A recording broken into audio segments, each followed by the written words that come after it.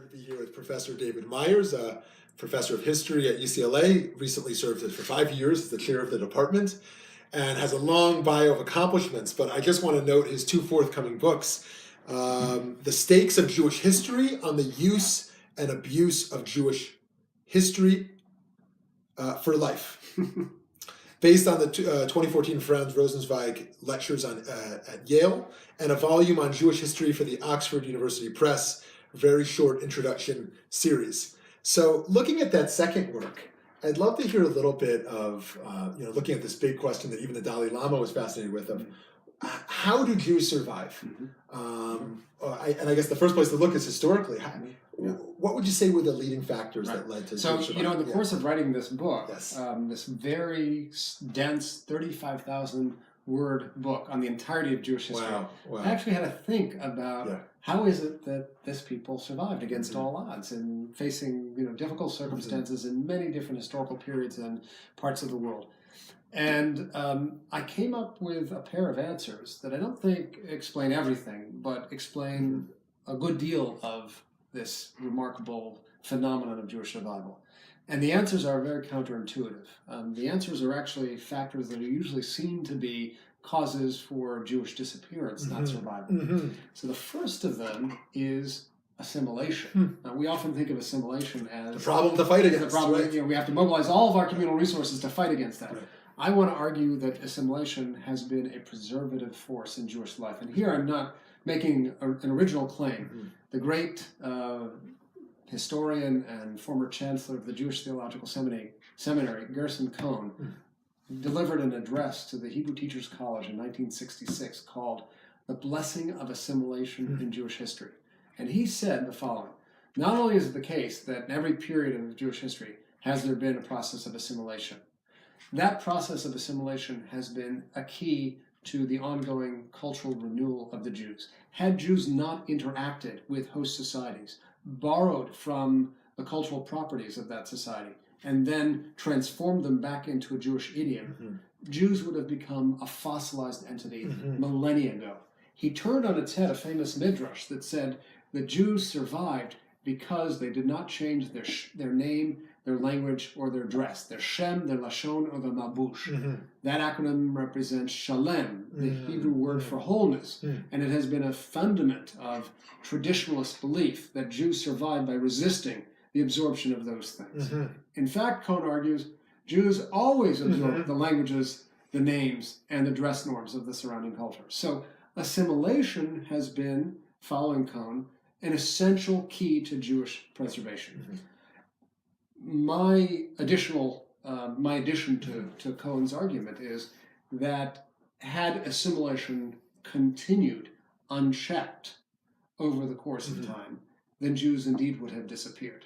Were it not for the presence of anti-Semitism, the persistent presence of anti-Semitism, Jews would likely have disappeared. And that also turns anti-Semitism on its head. Anti-Semitism is often seen as a force that contributes the disappearance. So can you flesh out? I want to say anti-Semitism in non-lethal forms, the antipathy of the Gentile toward the Jew, serves to remind the Jew of the Jew's distinct as a check upon the path, the otherwise unbridled path towards assimilation. Those two in combination, assimilation and anti-Semitism, and to a certain extent, they have indeed operated in linked connection. So, I mean, if you can flesh out the science of those dynamics a little bit. In the assimilation, I'm not sure I understand why that would lead to survival. Like, why is the idea that isolationism, or having a more significant gap between societal norms and Jewish norms, why is it that that wouldn't preserve more strongly? Because over the course of time, were Jews left in a corner all by themselves to dwell without any source of vitality, any source of vitalization from the surrounding world, they would have had a lack of cultural oxygen. Their cultural muscles would have atrophied. You need the actual labor of extending your tentacles into the surrounding culture, bringing the cultural properties back and recrafting them in your idiom That's very in helpful. order to Right.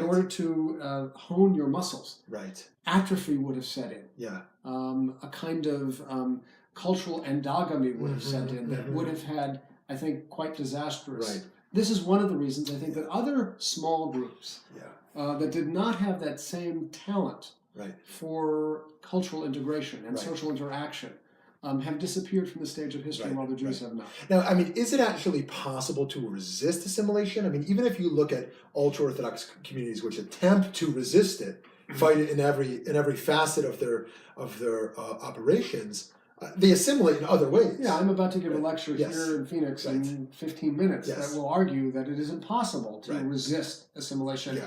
if you're in the midst of a society, even Right. if you are a proudly insular, self-segregated entity. Yeah. The forces of assimilation are inescapable.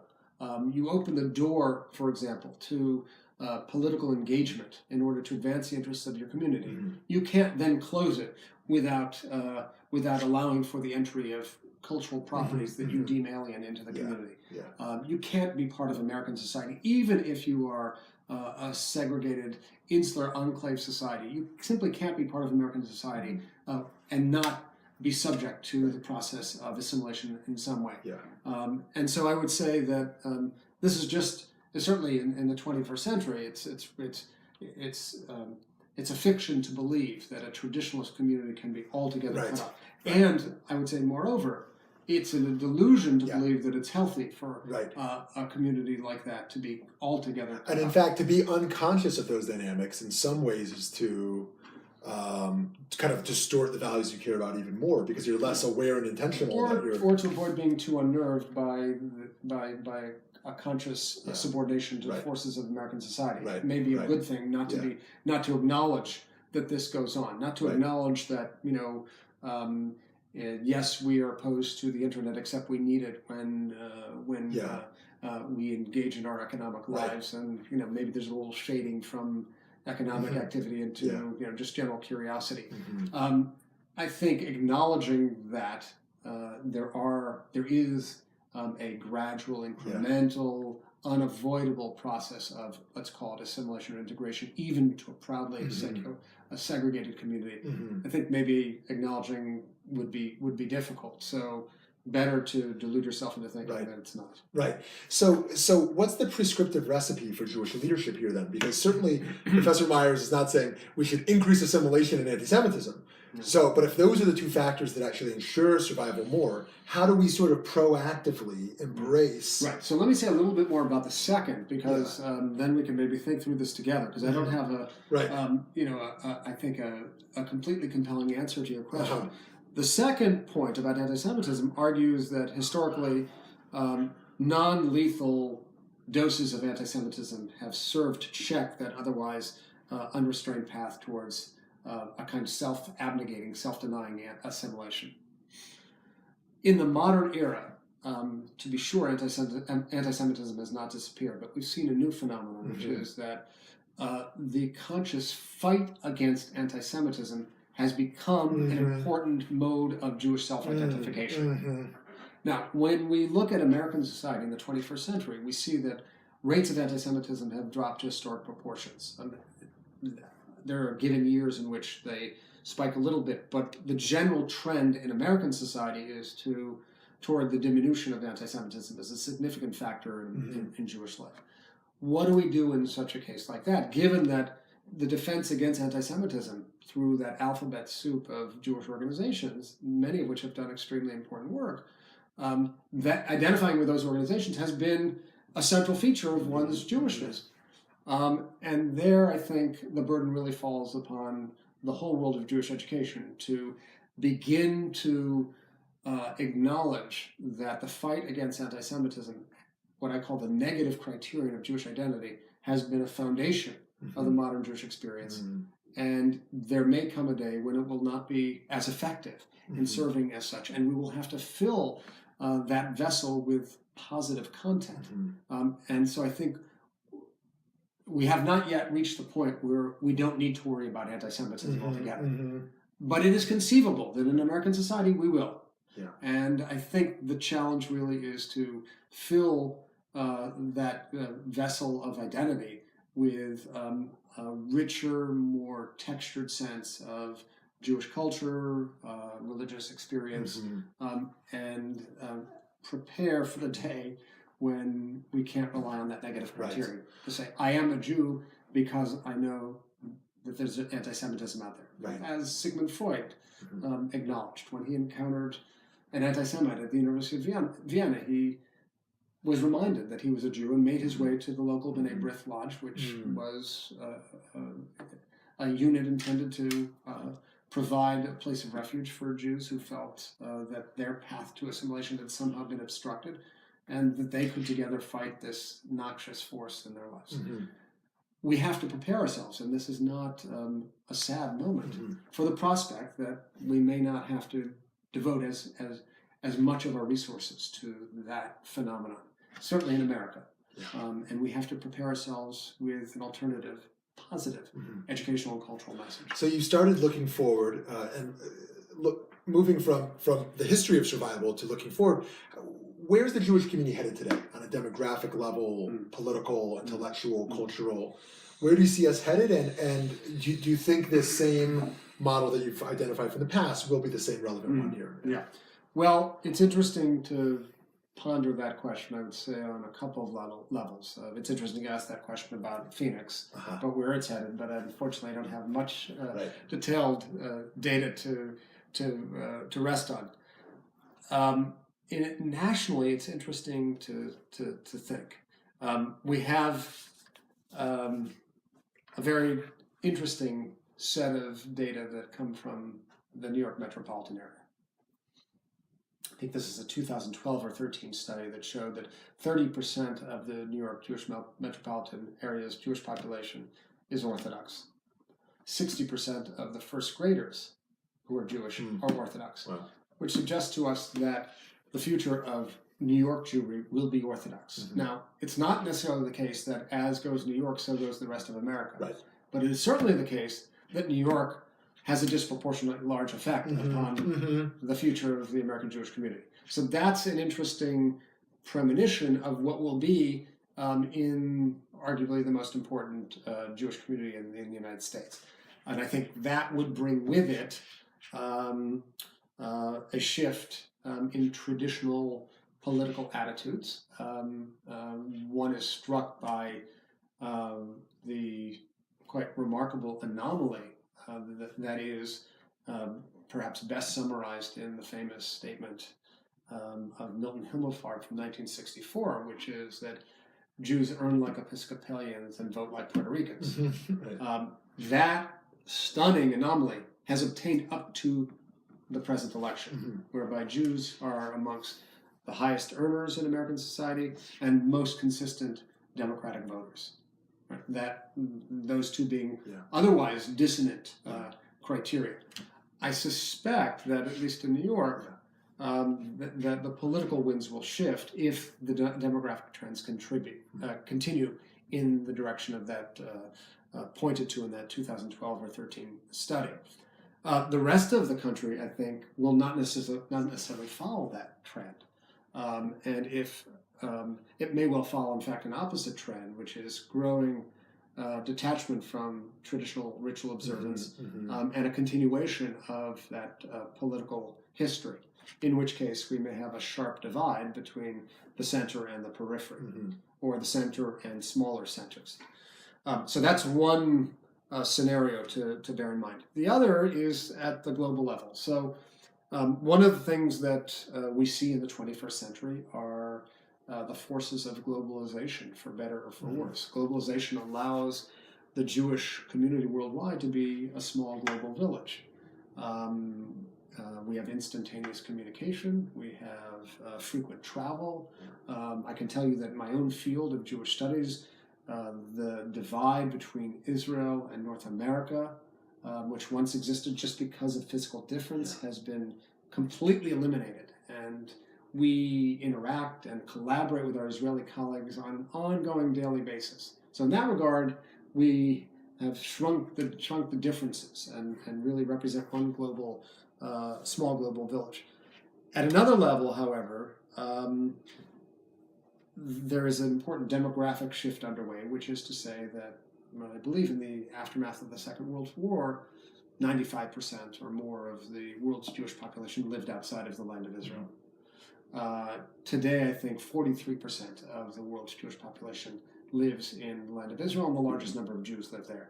And in another 20 years, it's likely that it'll be well over 50%. Mm-hmm. So there's a demographic shift underway. And there will be consequences, I think, as the claim by Israel to being the center of world Jewry becomes intensified. And it's just on this issue, how do you think that the Israeli-Palestinian conflict, if not resolved, will continue to shape positively and negative American Jewish identity? And this gap between sort of the sovereign state and the sovereign self of the West, right. how does that play out? Right. So I think if the conflict is not resolved or ameliorated, we are going to see growing alienation on the part of young Jews who don't have the same emotional tie to Israel as do the older generations, amongst whom I would include myself. My generation, I'm 56 years old, is perhaps the last of an older set of generations that really operate the shadow of the Holocaust, mm-hmm. for whom Israel's existence is really a deeply personal existential matter. Mm-hmm. For better or for worse, younger generations do not dwell in the shadow of the Holocaust. It's the post-67 reality, yeah, right? Certainly the millennials right. they're not obsessed with Israel's existence mm-hmm. because what they know of Israel is that it is the strongest kid on the block. And that's all they've known. And they have relatively little apprehension of a threat to that strength. So what they see in terms of developments in Israel and the ongoing festering, unresolved Israeli-Palestinian conflict can often be disconcerting or alienating. And I suspect without significant progress made, that trend will continue. So you will have a larger percentage of world Jewry in Israel, and you'll have, I think, some measure of growing alienation here in the United States and North America. And that, I think, is cause for real concern. Mm-hmm. I happen to be a big Jewish globalist, which is to say I believe in sort of a global Jewish community, very much along the lines of one of my heroes, the great underappreciated Jewish thinker, Shimon Ravidovich. So I believe in the importance, the necessity of a very strong center in Eretz Israel, in the state of Israel. I also believe in a very strong diaspora Jewish community. And I believe we have to find ways to come together as a global Jewish community, which seems especially fitting in the era of globalization. We should think about new ways of forging bonds of affiliation with one another in a globalized era, as nation-state boundaries are eroded to a certain extent by the rapidity and ease of travel and by cyber communication that enables us to be over there in an instant. That has a certain effect to erode the boundaries, or the distances at least. And I think in that spirit, we have to think of a broader global Jewish identity, a robust Jewish global identity. I don't know that we need a world Jewish parliament, but I don't know that we don't need a world Jewish parliament. And I don't know that we need tomorrow a global Jewish cultural forum, but I think that would be a really good goal to aspire to as a way of really capturing the extraordinary talents of the Jewish community worldwide. So my last question for you, on going back to the political level, Jews in America have desired for so long to become insiders. I mean, I guess throughout Jewish history, be insiders. But when you become an insider, you lose potentially this role of being an outsider. So why have Jews, as we become more and more insiders in America, continued to vote Democratic, which I view as sort of the role of a minority most typically, where if we're moving towards assimilation and towards being insiders, you think we would vote more with sort of the white American upper class. And similarly, how do we ensure an outsider status is not merely defined by the anti-Semitic push, but is also sort of in solidarity with other minorities in America? Right. So I think that begins to answer some of the questions that you asked earlier Yeah. about how do we keep together a coherent sense of identity in the absence of anti-Semitism or in a world of significantly diminished anti-Semitism. I think you're right, and it's an interesting question how long it will last, because along with that consciousness of dwelling in the shadow of the Holocaust, along with that consciousness of our people having undergone unimaginable oppression, also comes a certain sensitivity to the suffering of others. Jews have inculcated in themselves a sense that just as they suffered, so too must they evince sensitivity to others who have faced similar conditions. And I think that remarkable sensitivity, which has been an important preservative force and has allowed Jews to make their way in a variety of different settings, especially in the modern age, is extraordinarily noble. And I hope and pray that we can hold on to that sensitivity.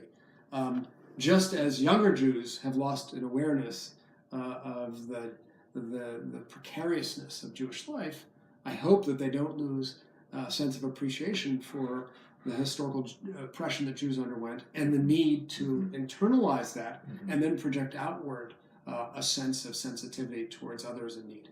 That prophetic quality embedded into the DNA of Jews, embedded deeply into their historical consciousness, I think explains that electoral anomaly that we were speaking of, and also I think has been its own version of a preservative force in Jewish life, and may it continue for many years to come. Well, thank you, Professor David Myers. I hope you'll check out his past works, which have been extraordinary, and the two that are about to emerge, which I already mentioned. Thank you so much. Thank you.